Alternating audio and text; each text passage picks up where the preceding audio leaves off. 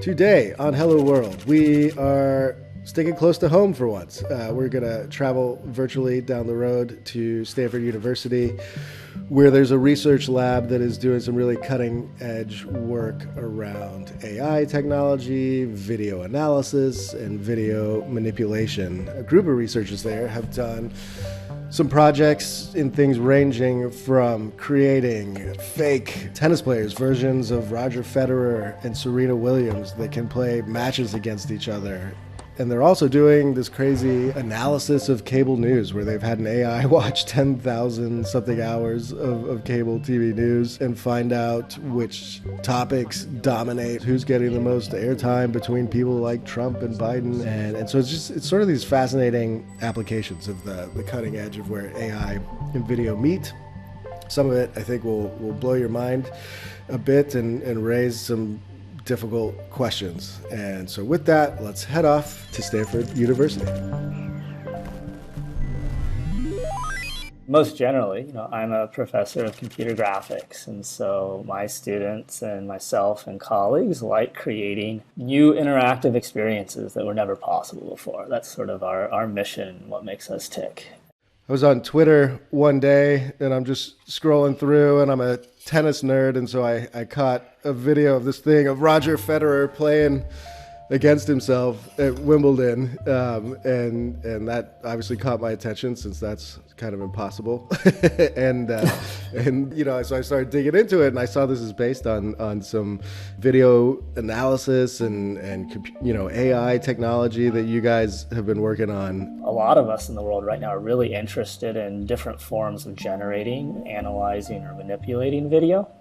And so I actually think it was an idea from my colleague. He said, hey, you should take all this broadcast sports video that's around and make a really cool video game out of it. Yeah, and just to sort of break it down, and you tell me if I'm like understanding this right, but you feed your systems all of this video, just the raw video of these matches being played. Each player that you're focused on, you're learning the style of play, what shots they're likely to hit. We took two ideas that are out there in the real world.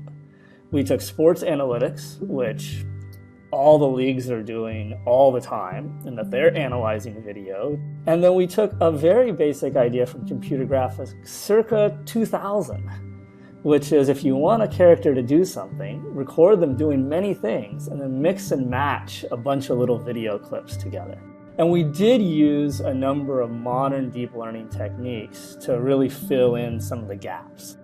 I mean, obviously, like deep fakes are a big concern with modern AI. Are there, legit, concerns that could arise from something like this? I think there are absolutely always legitimate concerns. But a lot of what we did was based on technology that existed 15, 20 years ago. Yeah. And I agree that there's an inflection point. When it starts looking very realistic, there's great power that comes with that. But it is not a new thing. Yeah. For a while, you're like, oh, wow, this is Roger Federer hitting the ball. And then every now and then you're like, oh, it moves kind of a little weird. I don't know if it's like glitchy is the right word. But then at the same time, I was like, I play tennis video games, and there was a realism to it that you don't see in a lot of those games. You could see that this is like maybe the future of where this stuff is going, is like I could actually play a simulated Roger Federer. I mean, absolutely. The next step going forward is working with folks that can give us access to a lot more video. Because we did what we showed with only 2 or 3 matches from both of these players. If you gave us a much bigger database and the next set of techniques, I believe we can generate a very compelling visual experience. You guys do a variety of different projects over there, and you also have this project where you've done this really broad analysis of cable news, looking at both what is said by analyzing transcripts and also who is saying it, who's on TV the most between men and women, different pundits, different people in the news like Trump and Biden, obviously. We're taking an extremely large corpus of video. We have almost 24/7 broadcasts of CNN, MSNBC, and Fox News since 2010. So we have transcripts and we have video for all of those. It's provided by the Internet Archive. And what we've done is we've basically turned it into an enormous library. We've indexed it and we allow the public to search those transcripts as well as who is on screen.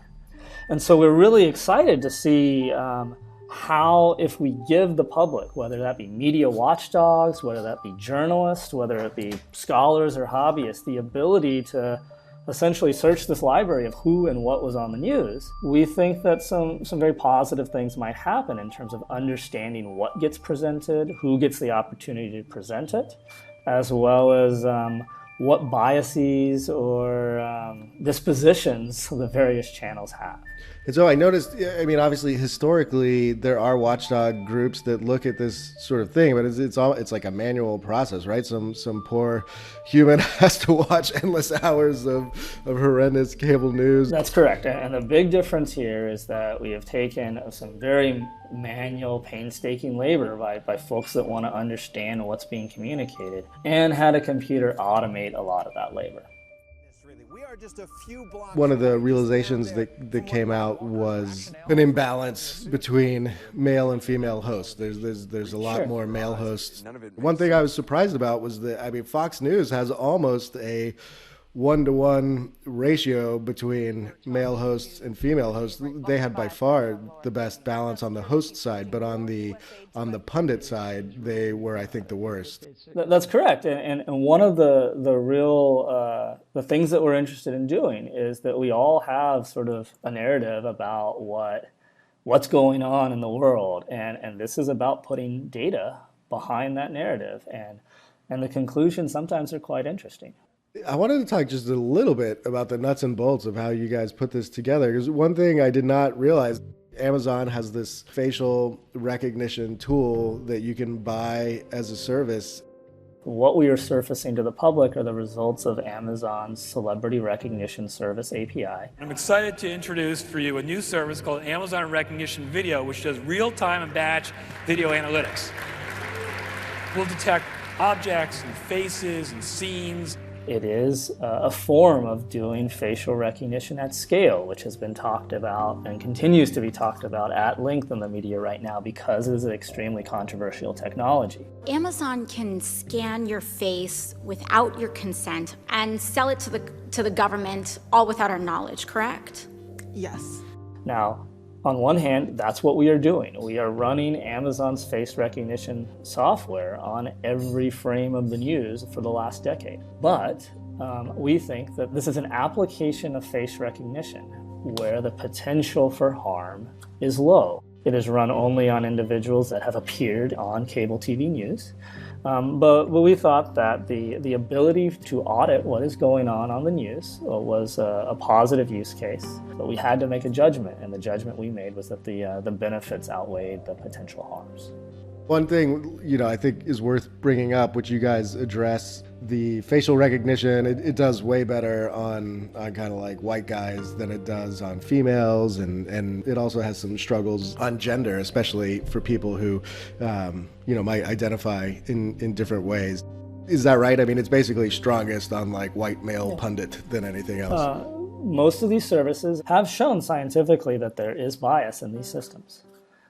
And so any conclusions that you take from automated machine learning analysis need to be inspected very carefully to determine if that bias is playing a factor in the results. Our goal is to create interesting new capabilities, tools for analysts or creators, tools for artists if it's in entertainment.